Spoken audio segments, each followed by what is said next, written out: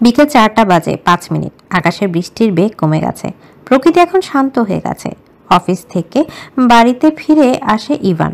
অজানা কারণে তার মন বসছে না অফিসে, যার জন্য তাড়াতাড়ি বাড়ি ফিরে আসে।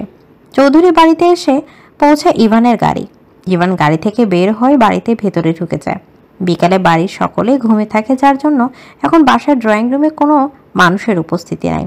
ইভান সিঁড়ি দিয়ে নিজের রুমের উদ্দেশ্যে হাঁটা শুরু করে, তবে তার রুমে যাওয়ার আগে নজর যায় ইনায়ের রুমে। ইনায়ের রুমের দরজা খোলা। বের পর ইনা এই বাড়ি থেকে চলে যাওয়ার পর এই রুম সবসময় বন্ধ থাকে, তবে আজ খোলা কেন? ইভানের মনে সন্দেহ হয়।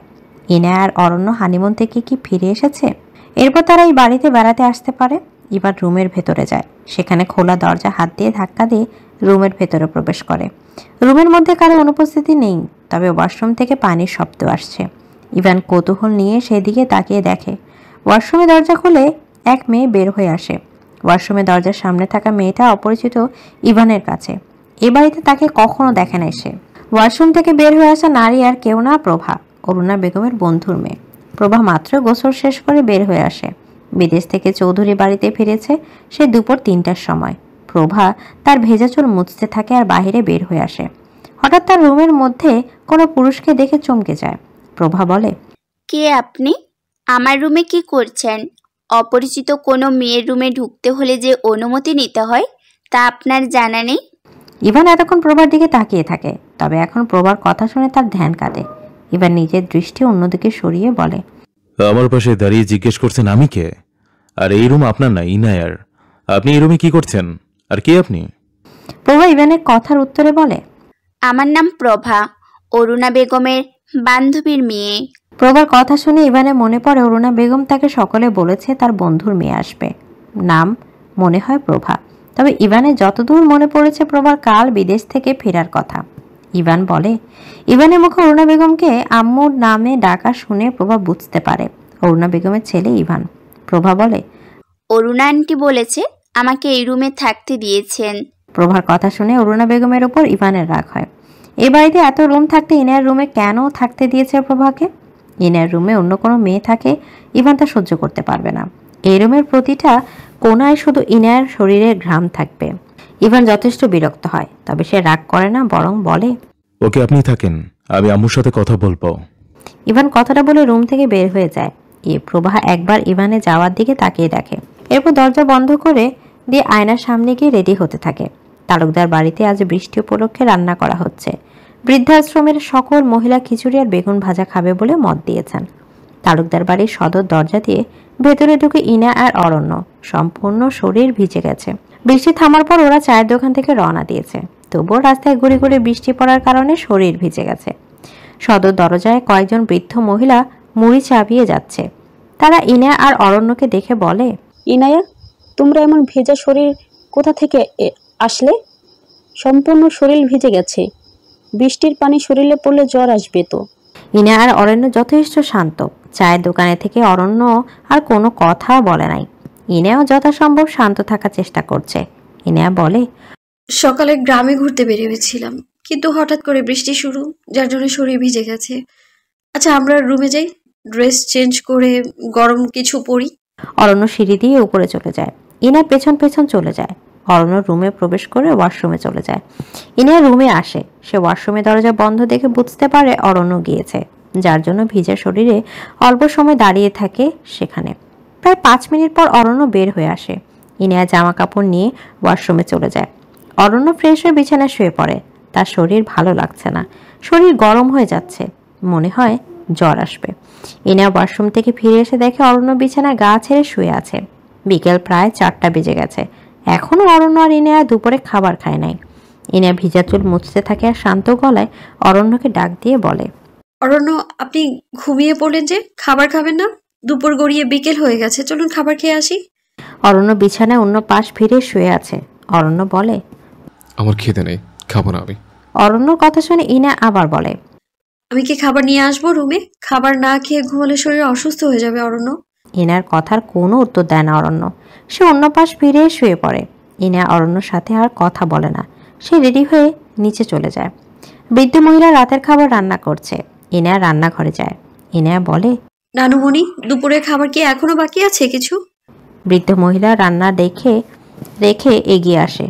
দুপুরের খাবার তুমি আর অরণ্য খাও নাই বলে আলাদা করে রেখে দিয়েছি। তুমি বসো, আমি নিয়ে আসছি। বৃদ্ধ মহিলা খাবার নিতে যায় রান্নাঘরে, এরপর ইনার হাতে খাবার দেয়।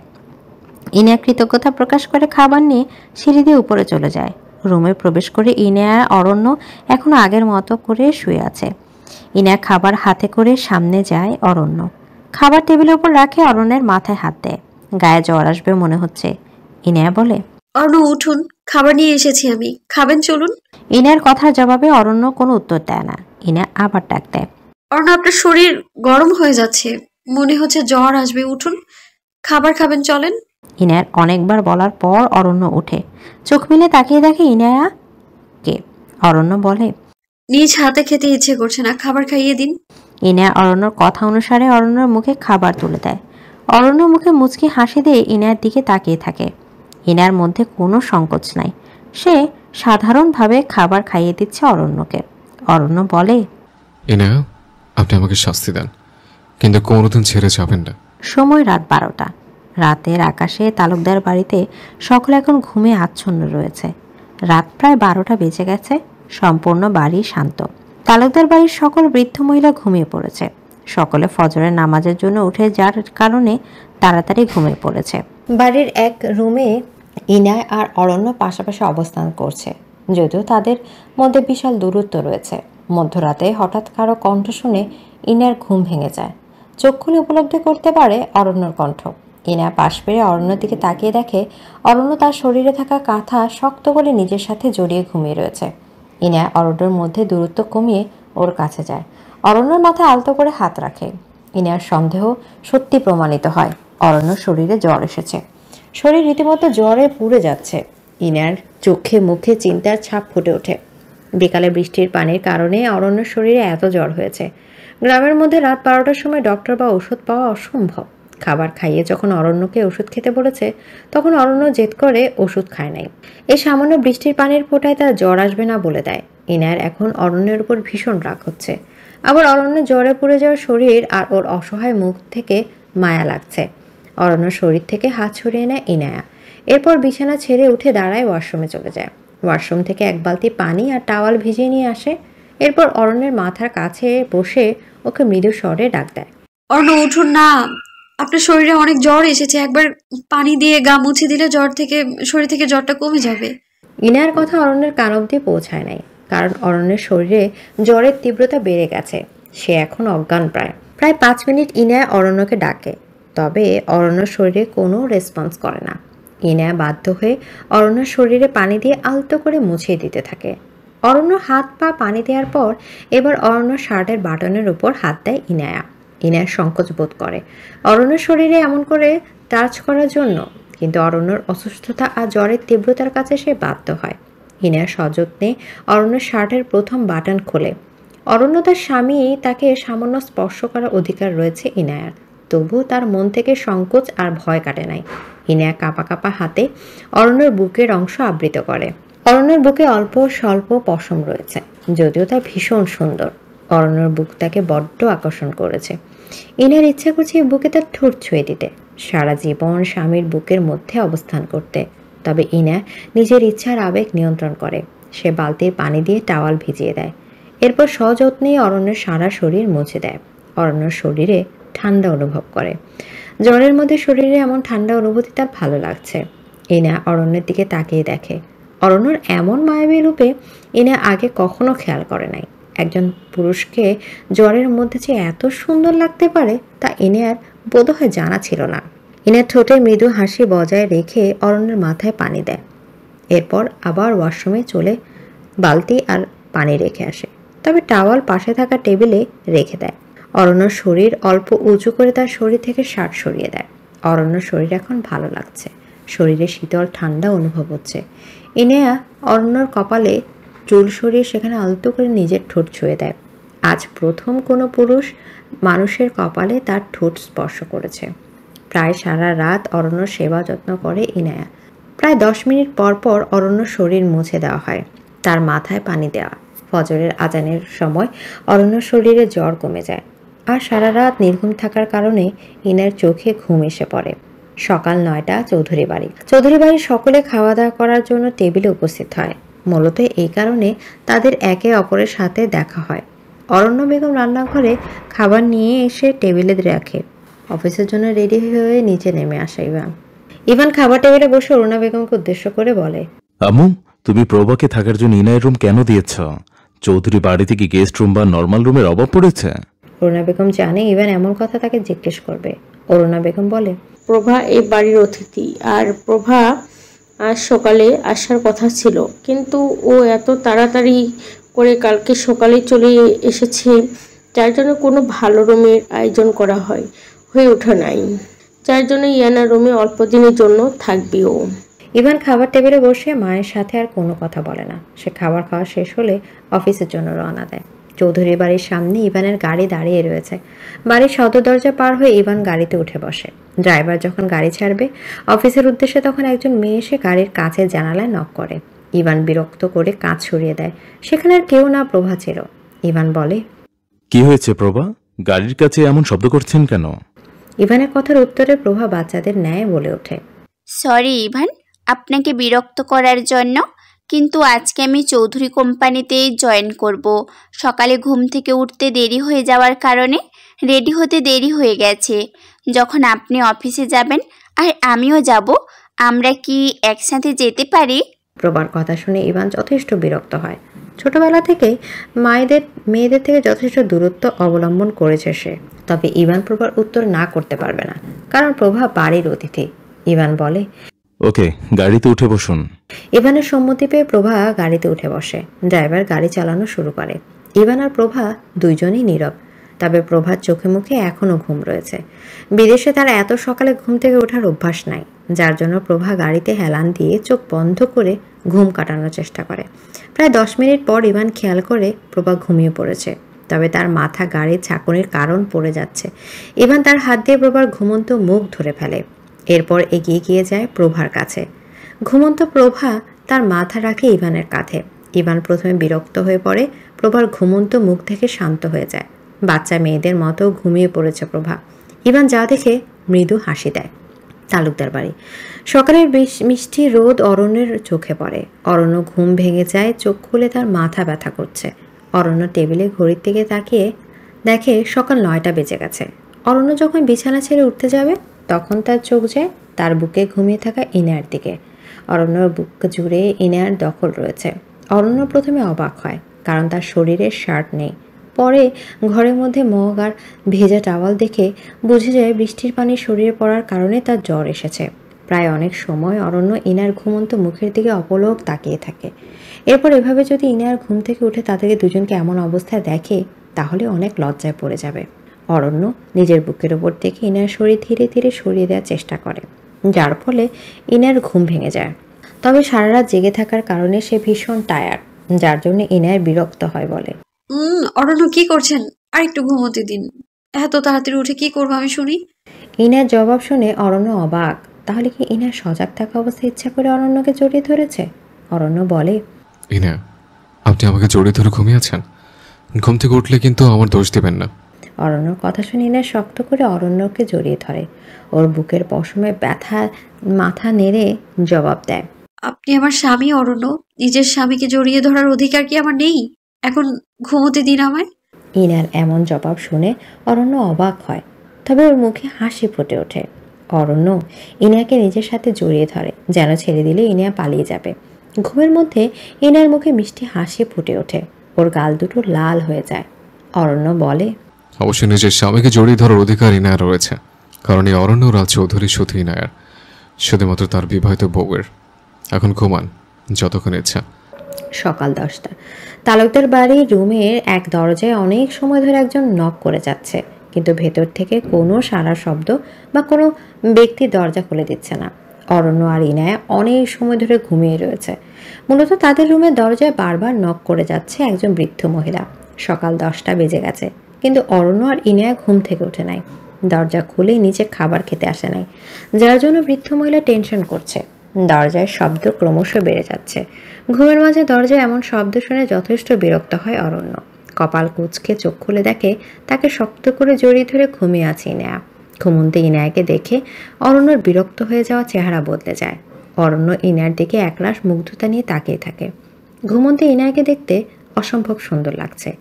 ইনায়ার কপালে আসা ছোট ছোট চুল কানের পেছনে গুজে দেয় অরণ্য, কিন্তু দরজার শব্দের কারণে তাদের মধুর সময় খুব বেশি স্থায়ী হয়ে ওঠে নাই। অরণ্য বিছানা ছেড়ে উঠে দাঁড়ায়, এরপর শরীরের শার্ট জড়িয়ে দরজার কাছে যায়। অরণ্য দরজা খুলে দেয়। সামনে কয়েকজন বৃদ্ধ মহিলা দাঁড়িয়ে রয়েছে। অরণ্য সৌজন্য রক্ষায় হাসি মুখে বলে, কি হচ্ছে নানুমুড়িটা, কোনো সমস্যা? বৃদ্ধ মহিলারা রুমের ভেতর তাকিয়ে দেখে ইনায়া ঘুমিয়ে রয়েছে, আর অরণ্যকে দেখে মনে হচ্ছে সে সুস্থ আছে। বৃদ্ধ মহিলারা বলে, সরি অরণ্য বাবা, তোমাদের বিরক্ত করার জন্য দুঃখিত। আসলে সকাল 10টা বেজে গেছে, কিন্তু তোমরা খাবার খেতে আসো নাই, যার জন্য ডাকতে এসেছি তোমাদের। অরণ্য বৃদ্ধ মহিলা চিন্তার কারণ বুঝতে পারে। অরণ্য বলে, আসলে কালকে বৃষ্টিতে ভিজার কারণে রাতে আমার অনেক জ্বর হয়। এনে সারা রাত জেগে আমার সেবার যত্ন করে, যার জন্য সকালে ঘুম থেকে উঠতে দেরি হয়ে গেছে। আপনারা যান এনে, আর আমি নিচে খাবার খেতে আসছে। বৃদ্ধ মহিলা অরণ্যর মুখে জ্বরের কথা শুনে বলে, জ্বর কি এখনো আছে তোমার অরণ্য? গ্রামের ডক্টর রয়েছে, ওনাকে কি কল করব? না, জ্বর এখন কমে গেছে, টেনশন করবেন না আপনারা। বৃদ্ধ মহিলারা অরণ্য জ্বর কমে গেছে শুনে স্বস্তির শ্বাস নেয়। তারা সকলে নিচে চলে যায়। অরণ্য রুমের দরজা বন্ধ করে নেয়। অরণ্য আবার বিছানায় ফিরে আসে ইনায়ার কাছে। ওর কাছে এসে জড়িয়ে ধরে ইনায়াকে, এরপর ডাক দেয় ইনায়াকে, ইনায়া ঘুম থেকে উঠুন, সকাল 10টা বেজে গেছে, তাড়াতাড়ি উঠুন। অরণ্য ডাক শুনে ইনার ঘুম ভেঙে যায়। ইনা পিটপিট করে চোখ খুলে সামনে থাকা অরণ্যের দিকে তাকিয়ে দেখে অরণ্য তার দিকে ঝুঁকে রয়েছে। সকালে অরণ্যকে এমন করে জড়িয়ে ধরার কথা মনে হয় লজ্জায় গাল লাল হয়ে যায়। তবে কাল রাতে অরণ্য জ্বরের কথা মনে হতেই ইনা তার হাত দিয়ে অরণ্যের কপাল ছুঁয়ে দেখে। অরণ্যর শরীরে এখন আর জ্বর নাই। ইনা বলে, অরণ্য, এখন আপনার শরীর কেমন লাগছে? আর সকালে জ্বরের ওষুধ খেতে হবে। আপনি ফ্রেশ হন, আমি খাবার নিয়ে আসছি। ইনা কথাটা বলে যখন ঘুমো ঘুমো অবস্থায় বেড থেকে উঠতে যাবে, তখন অরণ্য ওর হাত ধরে ফেলে। অরণ্য ইনার হাত ধরে নিজের কাছে নিয়ে এসে বলে, কি ব্যাপার মিস ইনায়া, কাল সারা রাতে অরণ্য চৌধুরীর সেবা করলেন, আবার সকালে তাকে জড়িয়ে ধরে ঘুমিয়ে পড়লেন। এখন তো শরীরের এত চিন্তা করছেন, কোথাও অরণ্য রাজ চৌধুরীর প্রেমে পড়ে গেলেন না তো আপনি? অরণ্যর এমন কথা ইনায় বিরক্ত হয় না, বরং সে হেসে জবাব দেয়, যদি প্রেমে পড়ে যাই তাহলে অসুবিধার কিছুই দেখছি না আমি। বিয়ের পর স্বামীর প্রেমে পড়ে যাওয়া জায়েজ আছে, আর শত্রুর যত নিকটে যাবে তত তার দুর্বলতার বিষয় জানা যাবে। ইনার কথা শুনে অরণ্য আর ইনায় দুজন হেসে দেয়। এরপর ইনায় বিছানা ছেড়ে উঠে দাঁড়ায়, ওয়াশরুম থেকে ফ্রেশ হয়ে নিচে যায়। অন্যদিকে ইভানের গাড়ি অফিসের সামনে এসে দাঁড়ায়। তালুকদার বাড়িতে আজ শফিক সাহেবের মৃত্যুবার্ষিকী উপলক্ষে কয়েকজন মাদ্রাসার ছাত্র, গ্রামের কিছু মানুষকে খাওয়ানো হবে। প্রতি বছর এই দিনে তালুকদার বাড়িতে গরিব দুঃখী মানুষকে খাওয়ানো হয়। যতদিন ইনায়ার নানু বেঁচে ছিলেন, উনি তার স্বামীর আত্মার মাগফিরাত কামনার জন্য তার মৃত্যুবার্ষিকীর দিন অনুষ্ঠান করতেন। এরপর থেকে বৃদ্ধাশ্রমের মহিলারা এই দিনে গ্রামের মানুষ সহ গরিব দুঃখীদের খাওয়ার। আজ ইনায়ার অরণ্য আছে বলে আরও সুন্দর করে বড় করে অনুষ্ঠান করা হচ্ছে। বৃদ্ধাশ্রমের সকলে এখন বাড়ির সদর দরজায় এসে দুপুরে রান্নার জন্য তরকারি কাটাকুটি করছে, আর বাড়ির গিন্নির মতো রান্নাঘরে রান্না করছে ইনায়া। ছোটবেলা থেকে ইনায়া রান্না করতে পারে, কিন্তু পড়াশোনা আর বিজনেস দুইটা একসাথে সামলাতে হতো দেখে সে সারাদিন বিজি থাকতো। আর অরুণা বেগম ইনায়াকে কখনো রান্নাঘরে যেতে দেয় নাই। চৌধুরী বাড়ির সকল রান্না অরুণা বেগম করেন, তবে ইনায়া সব রান্না করতে পারে, আর তার রান্না করা খাবার যথেষ্ট সুস্বাদু হয়। বাড়ির সকলে তাদের কাজে বিজি এখন। অরণ্য সকলের খাওয়া দাওয়া বিষয়টা দেখছে। প্রচুর গরম পড়েছে। কালকে বৃষ্টির পর আজ রোদের তীব্রতা দ্বিগুণ হয়ে গেছে। বাইরে রোদের মধ্যে অরণ্য সব কাজ করে টায়ার্ড হয়ে গেছে, যার জন্য সে বিশ্রাম নিতে ভেতরে আসে। সদর দরজায় কাজ করা কয়েকজন বৃদ্ধ মহিলাকে ইনায়ার কথা জিজ্ঞেস করে। তারা বলে ইনায়া রান্নাঘরে রান্না করছে। অরণ্য সেখানে যায়। রান্নাঘরে গিয়ে দেখে ইনায়া কাপড় গুজে পাক্কা রাঁধুনের মতো রান্না করছে।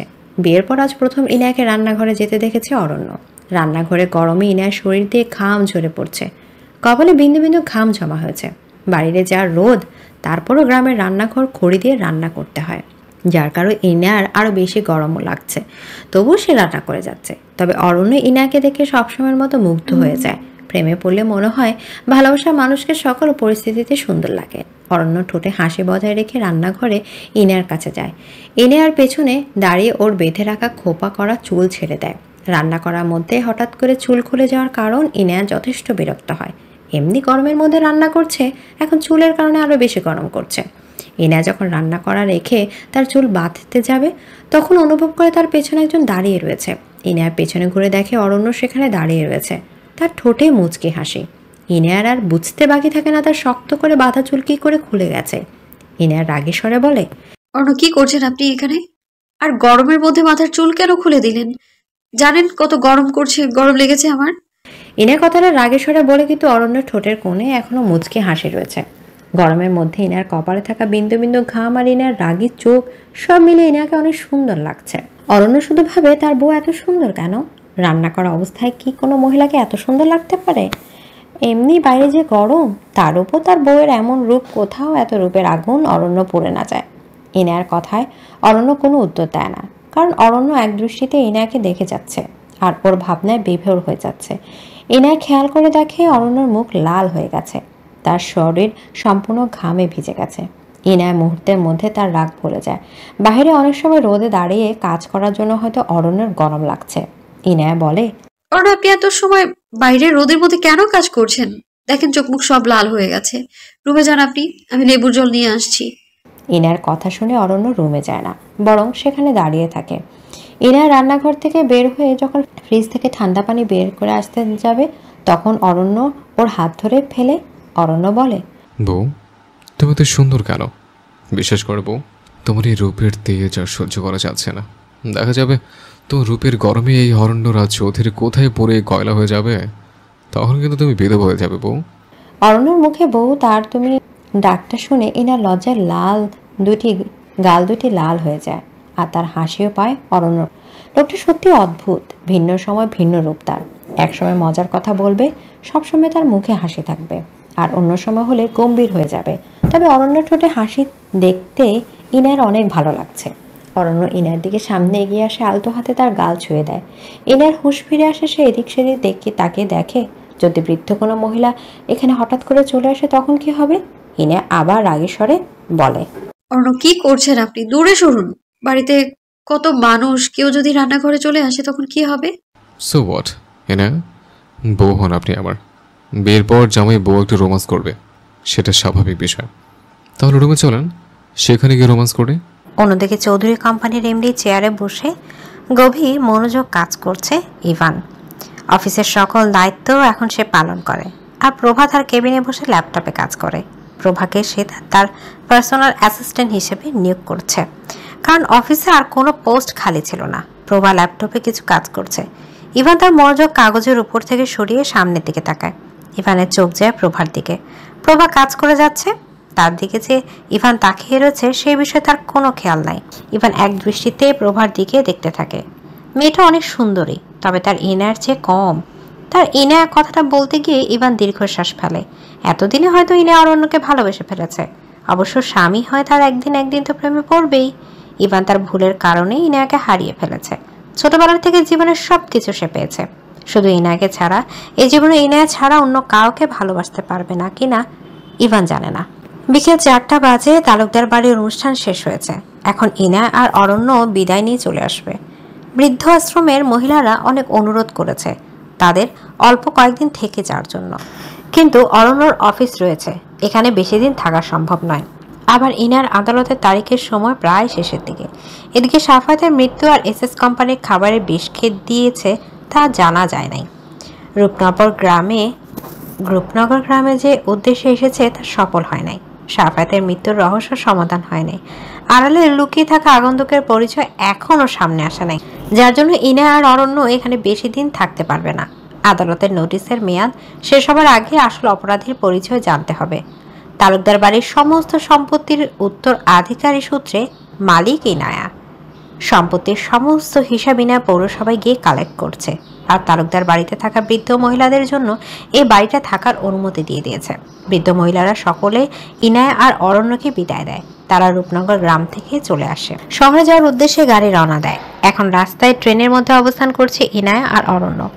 অন্যদিকে ইভান চৌধুরী বাড়িতে ফিরে এসেছে। প্রভা আর ইভান একসাথে এসেছে। প্রভা যথেষ্ট শান্ত মেয়ে, তবে ইভান তার চেয়ে বেশি শান্ত। প্রয়োজন ছাড়া কথা বলা ইভানের পছন্দ নয়। প্রভা যথেষ্ট কর্মঠ আর পরিশ্রমী মেয়ে। বিজনেসের বিষয়ে তার বেশ ভালো অভিজ্ঞতা রয়েছে, বিদেশ থেকে বিজনেসের উপর স্টাডিও করে এসেছে।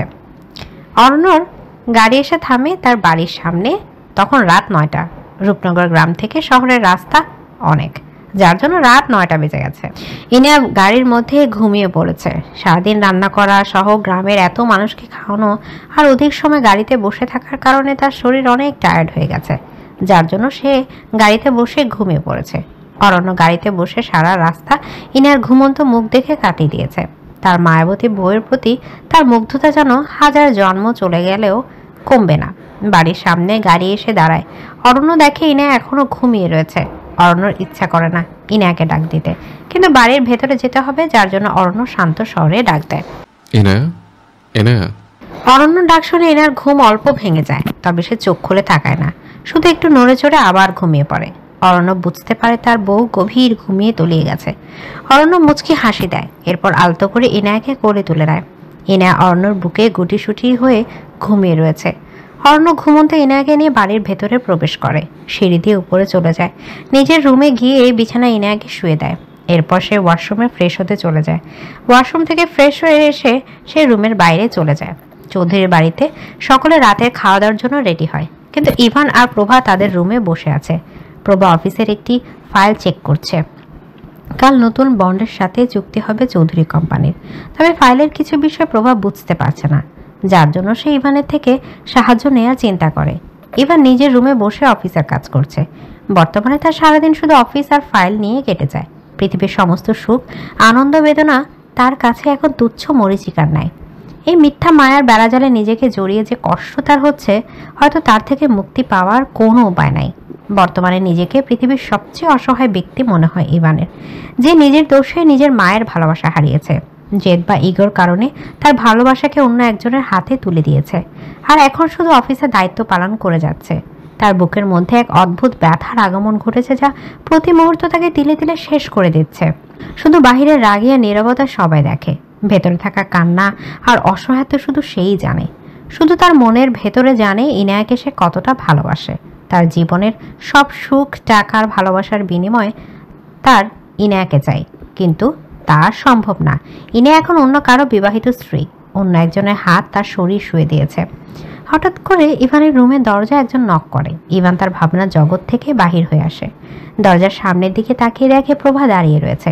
ইভান শান্ত স্বরে বলে, কি হয়েছে প্রভা, তুমি এখানে কেন?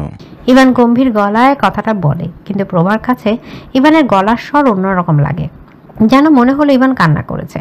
আগের দিনের মতো ঠিক ততটা নীরবতা আর গম্ভীরতা আজ ইভানের কণ্ঠস্বরে নাই, শুধু যেন সকলের সামনে তার বাইরের সকল রূপ দেখানোর প্রয়াস করছে। কিন্তু প্রভা ইভানের বিষয়ে এত কেন চিন্তা করছে? ইভান শুধু তার বসের চেয়ে বেশি না, আর কখনো হবেও না। প্রভাকে কথার উত্তর না দিতে দেখে ইভান ভ্রু কুঁচকে তাকিয়ে দেখে। প্রভা বলে, কাল অফিসের মিটিংয়ের জন্য একটা ফাইল চেক করছি, কিন্তু কয়েকটা জায়গায় বুঝতে আমার ঠিক অসুবিধে হচ্ছে, যার জন্য আপনার সাহায্য দরকার ইভান। প্রভার কথা শুনে ইভান বিরক্ত হয়। যদিও প্রভা ইভানের সাথে খুব বেশি কথা বলে না, জরুরি কোনো কাজ বা কারণ ছাড়া প্রভা কথা বলা পছন্দ করে না, আর ইভানও তাই।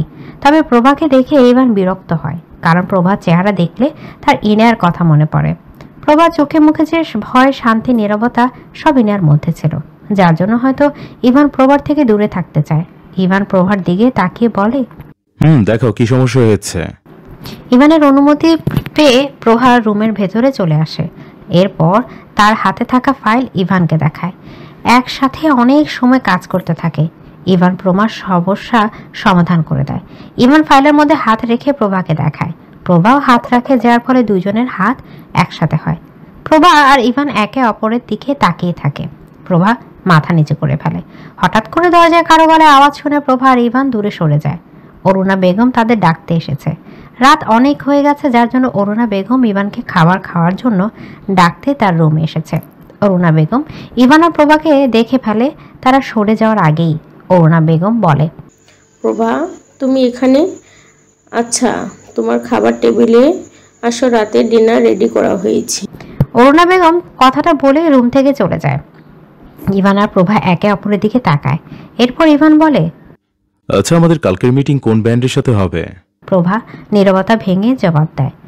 ইজি শপ, যা শহরের সবচেয়ে বড় ব্র্যান্ড, এর মালিক হলেন ইনায়া চৌধুরী। উনি অনেক বড় বিজনেস ওম্যান। খবরের কাগজে দেখেছিলাম অরণ্য রাজ চৌধুরীর সাথে ওনার বিয়ে হয়েছে। উনি তো অরুণা আন্টির বান্ধবীর মেয়ে, তাই না? প্রভার সব কথা ইভান শুনেছে কিনা জানা নাই, তবে শুধুমাত্র ইনায়ার নাম তার কান অবধি পৌঁছে গেছে। ইভান শুকনো ঢোক গিলে বলে, ইনায়ের সাথে ডিল হতে যাচ্ছে? ওই ব্র্যান্ডের মালিক ইনায়া চৌধুরী, অরণ্য রাজ চৌধুরীর বউ। অরণ্যর বউ কথাটা শুনে তার মনের মধ্যে থাকা কষ্ট আরো দ্বিগুণ হয়ে যায়। ইভান বলে, প্রভা যান, নিচে যান, খাবার খেতে যান। প্রভা উঠে খাবার খেতে যাওয়ার জন্য রেডি হয়, তবে সে আবার জিজ্ঞেস করে, আপনি খাবার খেতে যাবেন না ইভান? না, আজ আর খিদে নেই আমার। ইভান আর কথা বলে না। প্রভা রুম থেকে বের হয়ে যায়। ইভান বিছানায় গিয়ে লম্বা হয়ে শুয়ে পড়ে। তার হৃদয় থেকে শুরু একটা শব্দ বারবার 1000 বার উচ্চারণ হচ্ছে। কাল তার ইনায়ার সাথে দেখা হবে। প্রায় কতদিন পর ইনায়ার সাথে দেখা করবে সে। অন্যের দিকে রাত 10টার সময় অরণ্য ছাদের উপর দাঁড়িয়ে রয়েছে। আকাশ দেখে যাচ্ছে। তার মন আজ বড্ড ভালো। ইনায়া যবে থেকে তার জীবনে এসেছে কেমন যেন সুখ ফিরে পেয়েছে জীবনে।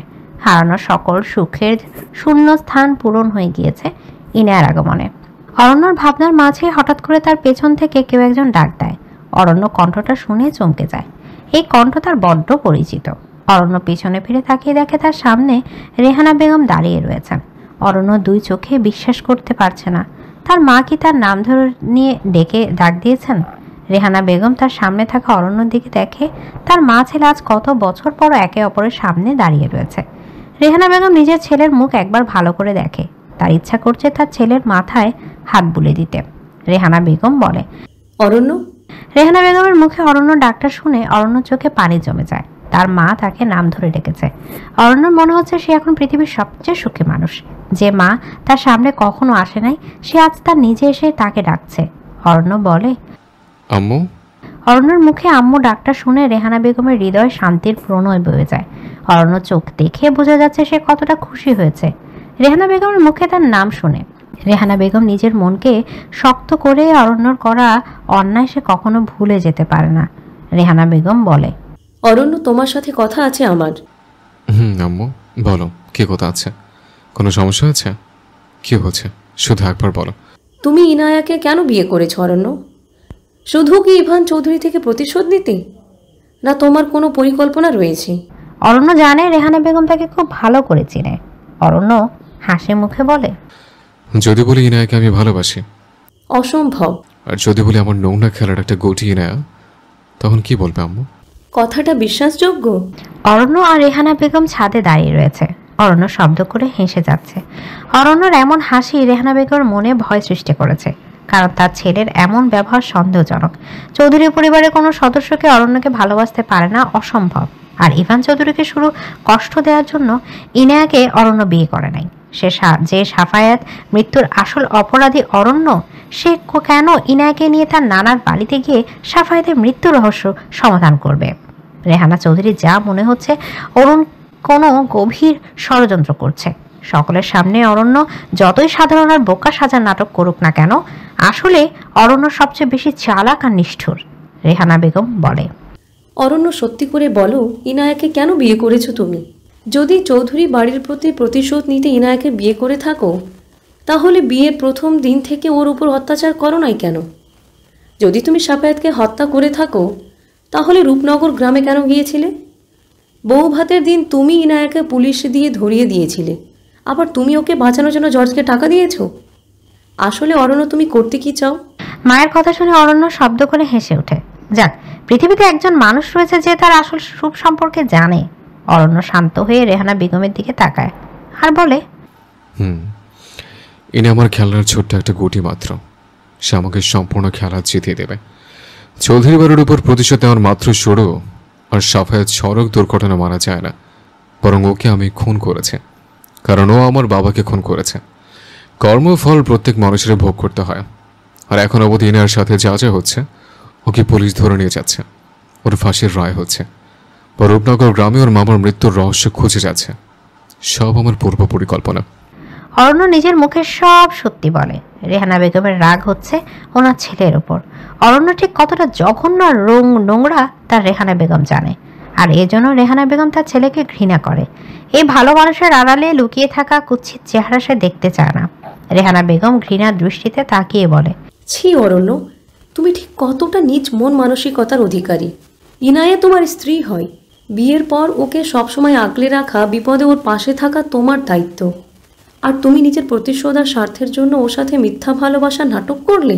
এসএস কোম্পানির খাবারে বিষ ইনায়া মিশাই নাই, তবুও ওকে তুমি বিনা কারণে জেলে পাঠালে। রূপনগর গ্রামে গিয়ে সাফায়াতের মৃত্যুর বিষয়ে কিছু জানতে পারবে না জেনেও ওর পাশে থাকার অভিনয় করলে। এসএস কোম্পানির আসল অপরাধী কে তা জানার পরও সত্যিটা বলছো না কেন তুমি?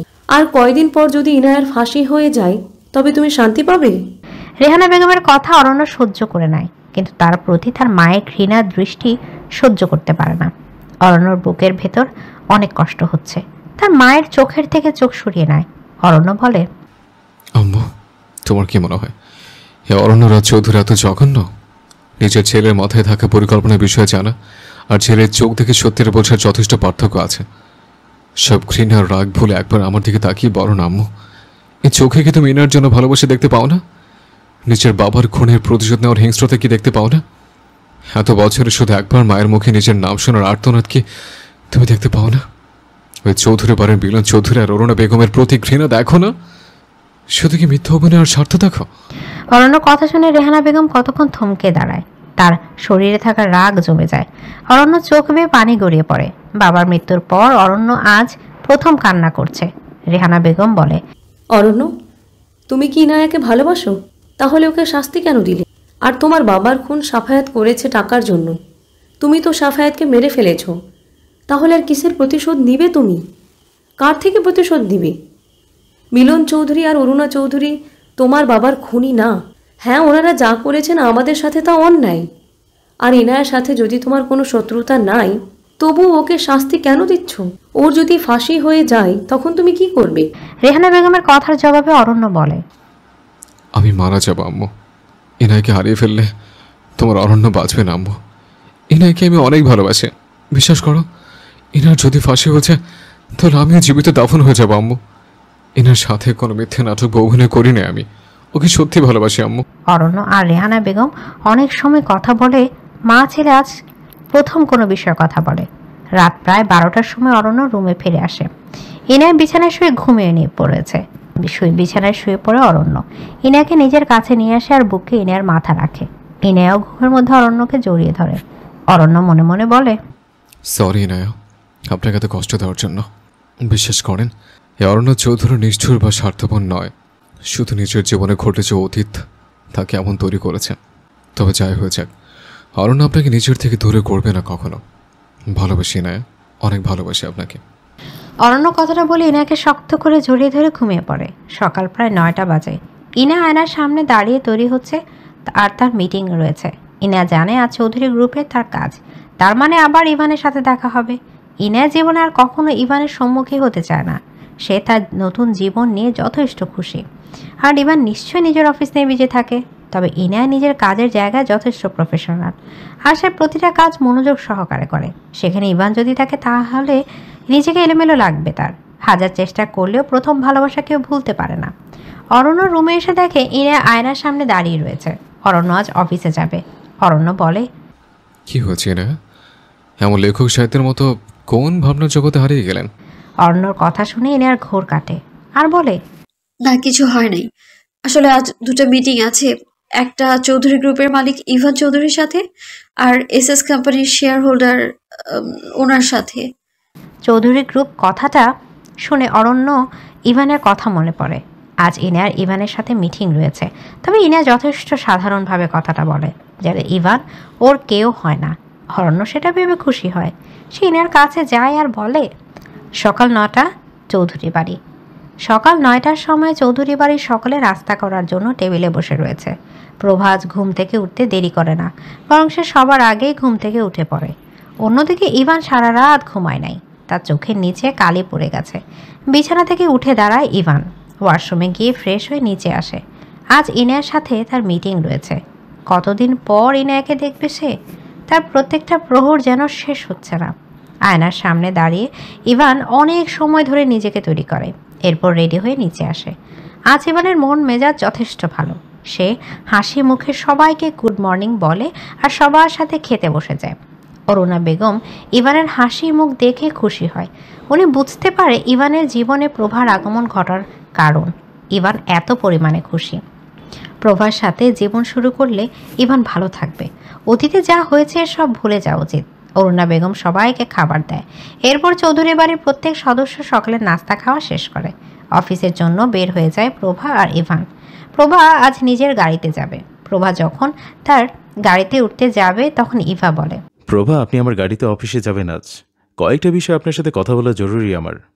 ইভানের কথা অনুসারে প্রভা তার গাড়িতে উঠে পড়ে। গাড়িতে বসে তারা অফিসের ফাইল আর মিটিং বিষয়ে কথা বলে। কাজের প্রয়োজনে ইভান আর প্রভার মধ্যে এখন ভালো সম্পর্ক গড়ে উঠেছে। আর প্রভা ইভানের পিএ, তাই ওর প্রতিটা বিষয়ে প্রভার মতামতের দরকার হয়। অফিসে যাওয়ার জন্য রেডি হয়ে নিচে নামে ইনায় আর অরণ্য। সাইমার সাথে সকলে খাওয়া দাওয়া শেষ করে গাড়ি করে বেরিয়ে যায়। অরণ্যর অফিসে যাওয়ায় চৌধুরী কোম্পানি অতিক্রম করে যেতে হয়, যার জন্য অরণ্য ইনায়কে লিফট দিয়ে গাড়িতে যতক্ষণ সময় থেকেছে অরণ্য আর ইনায় দুজন শান্ত ছিল। অরণ্য ইনায়কে কোনো কথা জিজ্ঞেস করলে ইনায় শুধু হুম আর না এরকম করে জবাব দিয়েছে। প্রায় 30 মিনিট পর তারা চৌধুরী কোম্পানির সামনে এসে ইনায় নিজেকে রেডি করে গাড়ি থেকে নেমে যাওয়ার উদ্দেশ্যে বলে, ওকে অরণ্য, আমি যাই। গাড়ি থেকে নেমে যাওয়ার আগে অরণ্য ওর হাত ধরে ফেলে। সামনে থাকা ড্রাইভারকে উদ্দেশ্য করে বলে, ড্রাইভার, তুমি একটু বাইরে যাও। ড্রাইভার অরণ্যর কথা অনুসারে বাহিরে চলে যায়। অরণ্য ইনায়াকে ধরে নিজের কাছে নিয়ে আসে। অরণ্য যতটা কাছে নিয়ে আসা যায় ইনায়াকে ঠিক ততটা কাছে সে নিয়ে আসে। ইনায়া অরণ্যর এমন কাজে ভ্রু কুচকে ওর দিকে তাকায়। অরণ্য হাসি মুখে বলে, বউ, এত সময় ধরে আমার থেকে দূরে থাকবে তুমি? তোমাকে অনেক মিস করব, আমার অনেক কষ্ট হবে। অরণ্যর এমন কথা শুনে ইনায়া বলে, তো এখন কি করবো আমি? ইনায়া কতটা কর্কশ গলায় বলে। অরণ্য রোমান্টিক মুডের 12টা বাজাতেই ইনায়ার এমন কথাই যথেষ্ট। তার বউ বড্ড আনরোমান্টিক। যখন একটু রোমান্স করার চিন্তা ভাবনা করে তখন তার বউ সব সময় দূরে সরিয়ে রাখে তাকে। বিয়ের এতদিন পর বউয়ের আদর ভালোবাসা পাওয়ার সৌভাগ্য অরণ্যর হয় নাই। অরণ্য বলে, অরণ্যর কথা শুনে ইনার বিরক্তি মাখা মুখ আরও বিরক্তিকর হয়ে যায়। এই লোকটার মাথায় যে কখন কি চলে কেউ জানে না। ইনায়া বলে, তুমি একটা কাজ করতে পারো, 10-20টা চুমো খেতে পারো, আবার চাইলেই গাড়িতে বাসরও করতে পারো। বলো, এই দুইটার মধ্যে কোনটা তুমি করতে চাও বউ? হঠাৎ করে আপনি এতটা রোমান্টিক কি করে হয়ে গেলেন অরণ্য? আর আমি আপনাকে কেন 10টা-20টা কিস করব? গাড়িতে বাসরই বা কেন করব?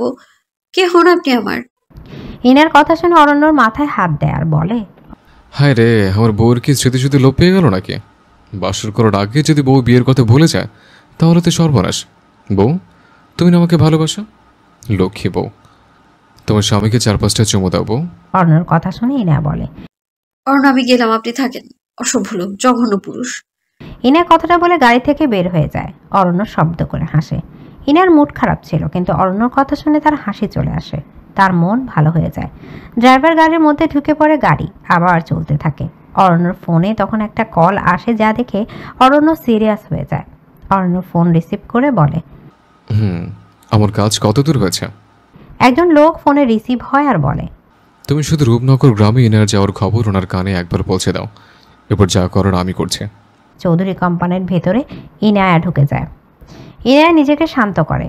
যদিও অরণ্যর কথা কারণে ইনার হাসি পায়, তবুও সে ইভানের সাথে কথা বলবে, দেখা হবে, যার কারণে তার মন খারাপ হয়ে যায়।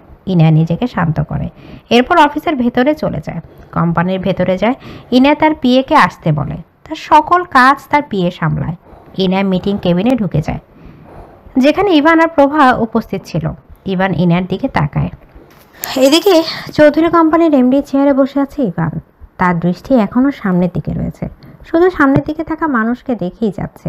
এতদিন পর ইনায়াকে দেখে ইভানের কষ্ট হচ্ছে না, আনন্দ হচ্ছে না, সে বুঝতে পারে না। ইনায়া ইভানের দিকে অল্প সময় তাকিয়ে থাকে, এরপর চোখ বন্ধ করে দীর্ঘশ্বাস ফেলে। যার সাথে তার এখন কোনো সম্পর্ক নাই, যার জন্য মনে মায়া বাড়িয়ে লাভ নাই। ইনায়া শান্ত হয়ে এগিয়ে যায় ইভানের কাছে। ইভান চেয়ার ছেড়ে উঠে দাঁড়ায়। ইনায়া তার দিকে হাত বাড়িয়ে দেয়, এরপর শান্ত গলায় বলে, হ্যালো মিস্টার ইভান চৌধুরী, আমি ইনায়া। ইনার কথা শুনে ইভান মৃদু হাসে। ইভান বলে, হ্যালো, আমি ইভান চৌধুরী, চৌধুরী গ্রুপের এমডি। আপনার সাথে অনেক দিন পর দেখা হয়ে ভালো লাগছে। ইভানের কথা কেমন যেন অদ্ভুত শোনালো ইনায়ার কাছে। বিয়ের আগে তার সাথে এত শান্ত, ভদ্র আর বিনয়ের কথা কখনো কথা বলে না ইভান। ইভানের চোখ মুখ আর চেহারা সেই রাগী আর রকচটা ভাব নেই। মনে হয় কত রাত সে নির্ঘুম রাত্রি কাটিয়ে দিয়েছে, তার কোনো হিসাব নাই। ইনার মায়া হয় ইভানের প্রতি, তবে বৃথা যায়। যা বলে সময় নষ্ট করতে চায় না। ইনা হাসি মুখে বলে, চলুন মিটিং শুরু করা যাক। মিটিং শুরু হয়ে যায়। চৌধুরী গ্রুপের অনেক মেম্বার সেখানে উপস্থিত হয়, যার মধ্যে প্রভাও রয়েছে। প্রভা ইভানের পিএ, তার সাথে সবসময় থাকবে। প্রভা কোম্পানির ফাইল বের করে কথা বলা শুরু করে দেয়। ইনা সম্পূর্ণ মনোযোগ দিয়ে শুনে যাচ্ছে, যদিও ইভান মিটিংয়ের পূর্ণ মনোযোগ রাখতে পারে না, কারণ তার চোখ হাজারবার শুধু ইনার দিকে চলে যাচ্ছে। ইদানিং বড্ড অতিরিক্ত ইনায়াকে মিস করছে সে। ইনা নিজের কাজের মধ্যে তার ব্যক্তিগত বিষয় নিয়ে আসে না, আর তার এখন আগের মতো ইভানকে দেখার ইচ্ছাও করে না। মনের ভেতর ইভানের জন্য ভালোবাসা বা মায়া হয়েছে, তবে সেটা তার হৃদয়ের এক কোণে। তার সমগ্র হৃদয় জুড়ে শুধু অরণ্যের অবস্থান। নিজের অতীত প্রতিটা নারী ভুলে যেতে চায়, কিন্তু তা হয়তো সম্ভব হয় না। তবে বর্তমান জীবন, স্বামী, সংসার সব মিলে হয়তো তার মনে প্রিয় মানুষের সাথে থাকা স্মৃতির উপর ধুলো পড়ে যায়। মাঝে মধ্যে রাতের আধারে তা মনে পড়ে, আবার সকাল হলে দৈনন্দিন জীবনের সকল মায়া তা ভুলে যায়। হয়তো ইনার সাথে তাই হয়েছে। আগের মতো ইভানের জন্য তার মনে এখন অনুভূতি জাগে না। রাতের শেষ প্রহরে তার জন্য আর সে চিঠি লেখে না। ইভানের জন্য যত্ন করে আগলে রাখা সকল চিঠি এখন শুধু চিলেকোঠায় ঠাঁই পেয়েছে। মিটিংয়ের মধ্যে হঠাৎ করে ইনার চোখ যায় ইভানের দিকে। দেখ, ইভান এক দৃষ্টিতে তার দিকে তাকিয়ে রয়েছে। ইনা নিজের চোখ সরিয়ে নেয়। সে আর মিথ্যা মায়া বা ভালোবাসায় নিজেকে জড়াতে চায় না। ইনা কাজের উপর মনোযোগ দেয়। প্রভা তার কথার মধ্যে ইভানকে দেখে। ইভানের দৃষ্টি অনুসরণ করে তাকিয়ে দেখে সে ইনায়ের দিকে তাকিয়ে রয়েছে। প্রভা বুকটা কেমন জানি মোচড় দিয়ে ওঠে। তার মনে একটা কথা হাজারবার, সহস্রবার শোনা যাচ্ছে, ইভানকে তবে ইনাকে ভালোবাসে। প্রায় 1 ঘন্টা পর মিটিং শেষ হয়। ইনা আর ইভানের মধ্যে চুক্তি হয়, কোম্পানির ব্র্যান্ডর হয়ে কাজ করবে। মিটিং শেষ করে সকলে অফিস রুম থেকে বের হয়ে যায়। শুধু ইনায়া, ইভান, প্রভা সেখানে উপস্থিত রয়েছে। প্রভা প্রথম আজ ইনায়াকে দেখছে। অরুণা বেগমের মুখে আগে ইনায়ার কথা অনেক শুনেছে, কিন্তু কখনো দেখে নাই। প্রভা এগিয়ে যায় ইনায়ার কাছে আর বলে, হাই ইনায়া, আমি অরুণা আন্টির বন্ধুর মেয়ে প্রভা। প্রভা ইনায়ার সাথে কথা বলে। অরুণা বেগমের বন্ধুর কথা জানে ইনায়া। অন্যদিকে ইভান দূর থেকে শুধু দেখে যাচ্ছে ইনায়াকে। প্রভা সামনে থাকায় তার সাথে কথা বলতে পারছে না। প্রভা ইনায়ার সাথে কথা বলার মধ্যে ইভানের দিকে তাকিয়ে দেখে। ইভানের অস্থিরতা সে বুঝতে পারে। অফিসে কাজের অজুহাত দিয়ে প্রভা রুমে থেকে বের হয়ে যায়। ইভান এগিয়ে আসে ইনায়ার কাছে। ইনায়ার সামনে এসে দাঁড়ায় আর বলে, কেমন আছে ইনায়া? নিশ্চয়ই খুব ভালো। ইভানের কথা শুনে ইনায়ার হাসি পায়। ইনায়া বলে, খারাপ থাকার কথাও না। আর আপনার আর আমার দুজনের ভালো থাকার জন্য তালাক আর নতুন করে বিয়ে হয়েছে, তাই না?